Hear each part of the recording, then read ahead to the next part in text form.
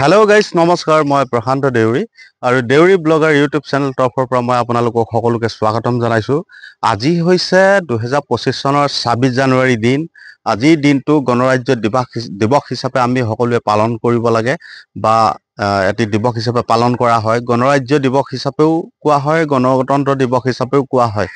আজিৰ দিনটোনো কিয় গণৰাজ্য দিৱস হিচাপে পালন কৰা হয় বা গণৰাজ্য দিৱস হিচাপে পালন কৰা হয়, এই সন্দৰ্ভত আজি ভিডিঅ'টো মই দাঙি ধৰিছো আপোনালোকৰ আগত। আপোনালোকে ভিডিঅ'টো যিসকলে নতুনকৈ চাইছে ছাবস্ক্ৰাইব কৰিব আৰু যিসকলে পূৰ্বৰ পৰা চাই আছে তেখেতলোকে শ্বেয়াৰ কৰিব, নিশ্চয়কৈ লাইক কৰি পেলাই এটি কমেণ্ট লিখিবলৈ বুলি মই অনুৰোধ জনাইছোঁ।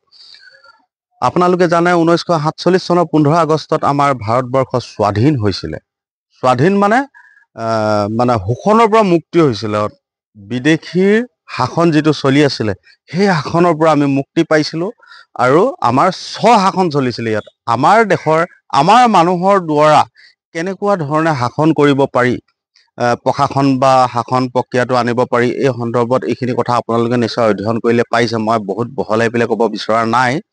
1947 চনৰ 15 আগষ্টত আমাৰ ভাৰতবৰ্ষ স্বাধীন হ'ল।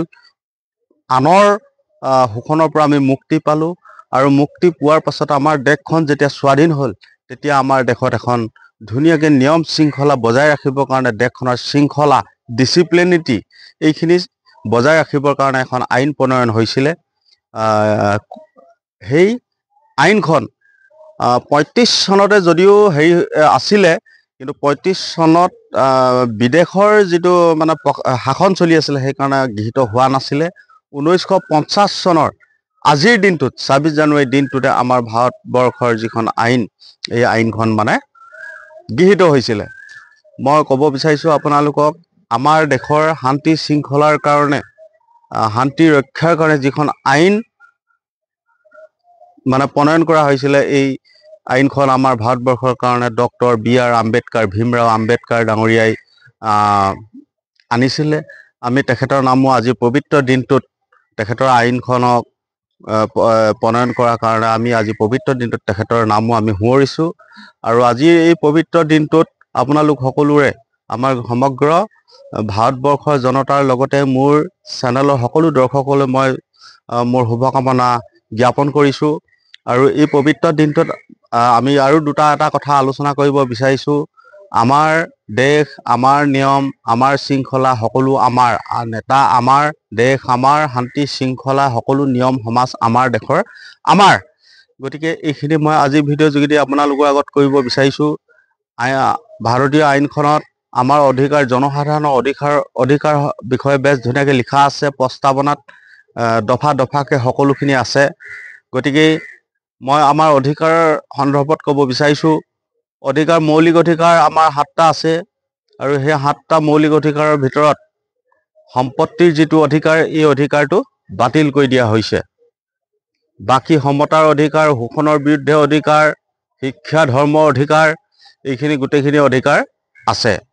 সম্পত্তিৰ অধিকাৰটো বাতিল কৰি দিয়া হৈছে। সম্পত্তিৰ ক্ষেত্ৰত কোনো ধৰণৰ অধিকাৰ সাব্যস্ত কৰি ৰখা নাই ভাৰতীয় আইনৰ যোগেদি। আৰু বহু কথা আছে যিখিনি আজি ভিডিঅ'ৰ যোগেদি মই আপোনালোকৰ আগত বহলভাৱে ব্যাখ্যা কৰি আলোচনা কৰিব বিচৰা নাই। শোষণৰ বিৰুদ্ধে অধিকাৰ, প্ৰতিজন ভাৰতীয় নাগৰিকৰ ওচৰত থাকিব। যদি কোনোবাই আপোনাক যদি শোষণ কৰিব বিচাৰিছে, তাৰ বিৰুদ্ধে আপুনি মাত মাতিব পাৰি। এই অধিকাৰ ভাৰতীয় আইনে আমাক দিছে। ঠিক একেধৰণে যেতিয়া বিদেশৰ মানুহে আমাক শাসন কৰিছিলে, আমাক শাসন কৰা নাছিলে, আমাক শোষণ কৰিছিলে, সেই অধিকাৰটো আমাৰ গাত আছিল কাৰণে, আমাৰ দেশৰ জনতাৰ মাজত আমাৰ তেজে তেজে হিৰে হিৰে আছিল কাৰণে আমি সেই শোষণৰ পৰা মুক্তি পালোঁ। বহু সংগ্ৰাম কৰি, ৰক্তবিন্দু দান কৰি, বহু ত্যাগৰ ফলত আমি মুক্তি পালোঁ তেনেকুৱা শোষণৰ। আৰু সেইটো ভাৰতীয় আইনত বেছ ধুনীয়াকৈ লিখা আছে। শোষণৰ বিৰুদ্ধে অধিকাৰ, শোষণ কৰিলে আমি আমাৰ অধিকাৰ আমি প্ৰতিফলিত কৰিবই লাগিব। এই কথাখিনি বেছ ধুনীয়াকৈ লিখা আছে। মই আইনবিদ নহয় বাৰু, আইন পঢ়াও নহয়, তথাপিও সম্যক দৃষ্টিৰে যিখিনি মই বিচাৰি পাইছোঁ এইখিনি আজি এই পবিত্ৰ দিনটোত, ভাৰতবৰ্ষৰ গণৰাজ্য এই দিনটোত মই আপোনালোকৰ আগত জাষ্ট অকণমান সোঁৱৰিছোঁ। সমতাৰ অধিকাৰ, শোষণৰ বিৰুদ্ধে অধিকাৰ, শিক্ষাৰ অধিকাৰ এইখিনি আমাৰ এটা এটা মৌলিক অধিকাৰ। এইখিনি অধিকাৰ আমাৰ প্ৰতিজন ভাৰতীয় নাগৰিকৰ ওচৰত মানে আছে, কিন্তু সম্পত্তিৰ অধিকাৰ নাই। সম্পত্তিৰ অধিকাৰ থাকিব কেনেকে? সম্পত্তি মানে কি? সম্পত্তি একাংশৰ হয়, একাংশৰ নহয়, কাৰোবাৰ থাকে কৰবালৈ গুচি যায়, তেনেকুৱা ন্যায় অন্যায় এইবোৰ মানে ওপৰলা কথা। ওপৰলাই মানে কাক দিব লাগে কাক দিব নালাগে এইখিনি সকলো ওপৰলাৰ ওচৰত থাকে। কেনেকুৱা কৰ্মেৰে গোটাইছে, কেনেকুৱা পাইচিত্ৰৰ কাৰণে, দ্বন্দ্বৰ কাৰণে কলৈ গুচি যাব, এনেকুৱা নিচিনা কথা। এইখিনি আচলতে আইনত সম্পূৰ্ণভাৱে লিখা নাথাকিলেও বস্তুটো আধ্যাত্মিক আৰু আইনৰ মাজত এনেকুৱা সামঞ্জস্যমূলক মানে কথা আছে। সেইকাৰণে সম্পত্তি যিটো অধিকাৰ আছে সেইটো তাৰ পৰা বাতিল কৰি ৰখা হ'ল। ধৰ্মীয় অধিকাৰটো আছে। ধৰ্ম নহ'লে মানুহ জীয়াই থাকিব নোৱাৰে, এখন সমাজ জীয়াই থাকিব নোৱাৰে। সেইকাৰণে ধৰ্ম অধিকাৰটো তাত আছে, এটা মৌলিক অধিকাৰৰ এটা অংগ ধৰ্মীয় অধিকাৰ। নিজৰ কথা, ধৰ্ম, মানৱিক ধৰ্ম, মানুহৰ ইয়াত কিমান ধৰ্ম সমাজ আছে। এতিয়া মই যদি মুছলিম সমাজত মই কিবা ধৰি লওক সমাজখনত মই ঠিক পোৱা নাই, থাকি পোৱা নাই, বা সমাজখনৰ পৰা পাবলগীয়া কিবাৰ পৰা মই যদি বঞ্চিত হৈছোঁ, মোৰ নিজৰ ইচ্ছা কথা মই বেলেগ ধৰ্মলৈ যাব পাৰোঁ, হিন্দুলৈ যাব পাৰোঁ, হিন্দুৰ পৰা খ্ৰীষ্টানলৈ যাব পাৰে, ক'ৰবালৈ যাব পাৰে। এইটো ধৰ্মীয় অধিকাৰ নিজক মানে সকলোকে দিছে, নিজৰ কথা। এতিয়া আজিৰ দিনটোত মই অকণমান এটা কথা আলোচনা কৰোঁ, কোনখন ধৰ্ম সমাজৰ পৰা কিমান ভাল মানে নাগৰিক জন্ম হৈছে। আমি এই কথাটোহে আচলতে ভাবিবলগীয়া কথা। ধৰ্ম সমাজ ঢেৰ আছে, মানুহৰ মাজত কিমান ধৰ্ম সমাজ আছে। আৰু ভাৰতবৰ্ষ হৈছে এখন ধৰ্ম নিৰপেক্ষ দেশ।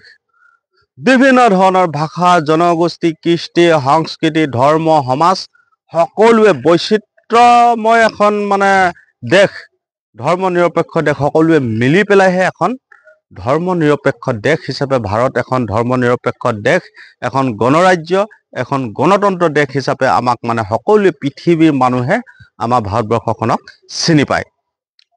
গণতন্ত্ৰ হৈছে মানে গণতন্ত্ৰ মন্ত্ৰ। তাৰমানে এইকাৰণে কোৱা হৈছে গণতন্ত্ৰ মন্ত্ৰ। গণতন্ত্ৰত মানুহৰ দ্বাৰা মানুহকে শাসনৰ কাৰণে নিৰ্বাচন কৰি পেলাই মানে ৰখা হয়। সেই প্ৰক্ৰিয়াটো গণতন্ত্ৰত আছে, আৰু সেইকাৰণে আচলতে গণৰাজ্য বুলি কোৱা হয়। মানুহে মানুহৰ দ্বাৰা মানুহক শাসনৰ কাৰণে মানে নিৰ্বাচন কৰে। এই প্ৰক্ৰিয়াটোৱেই আচলতে মেইন গণতন্ত্ৰত, গণৰাজ্য, গণতন্ত্ৰ। গতিকে গণতন্ত্ৰত মানুহেই হৈছে তন্ত্ৰ মন্ত্ৰ। মানুহেই ৰজা পাতিবও পাৰে, শাসক পাতিবও পাৰে, শাসকক ভাঙিবও পাৰে। এই ব্যৱস্থাটো আমাৰ গণতন্ত্ৰত আছে। গতিকে ভাৰতবৰ্ষ এখন গণতন্ত্ৰ নিৰপেক্ষ দেশ, অতিকৈ পবিত্ৰ ভূমি হিন্দুসকলৰ। গতিকে হিন্দুস্তান সেইকাৰণে কোৱা হয় হিন্দুসকলৰ পবিত্ৰ ভূমি বুলি। আজিও বিভিন্ন ভাৰতবৰ্ষৰ কিছুমান জেগাত পবিত্ৰ তীৰ্থস্থানবিলাক এতিয়াও আছে, যিখিনি ইতিহাসে ঢুকি নাপাব, কিন্তু আধ্যাত্মিকভাৱে যিসকলে শাস্ত্ৰ, পুৰাণ এইবিলাক বা উপনিষদ এনেকুৱা ধৰণৰ মহাকাব্য যিসকলে অধ্যয়ন কৰিছে তেখেতসকলে গম পাব কথাটো। গতিকে এইখিনি কথা আজিৰ ভিডিঅ'ৰ যোগেদি মই আজি গণৰাজ্য পবিত্ৰ দিনটোত আপোনালোকৰ আগত মই দাঙি ধৰিলোঁ, আৰু সকলোকে আমাৰ গণৰাজ্য দিৱসৰ কাৰণে সকলোকে, যিমানখিনি অডিয়েঞ্চ মোৰ আজি ভিডিঅ'টোত মানে চাই আছে, সকলোকে মই মোৰ চেনেলৰ তৰফৰ পৰা, দেউৰী ব্লগাৰ ইউটিউব চেনেল তৰফৰ পৰা আপোনালোকক মই সকলোকে কুশল মংগল কামনা কৰি আজিৰ পবিত্ৰ দিনটোত, গণৰাজ্যৰ পবিত্ৰ দিনটোত আজিৰ ভিডিঅ'টো মই সামৰিছোঁ। ধন্যবাদ। জয় আই অসম। ধন্যবাদ।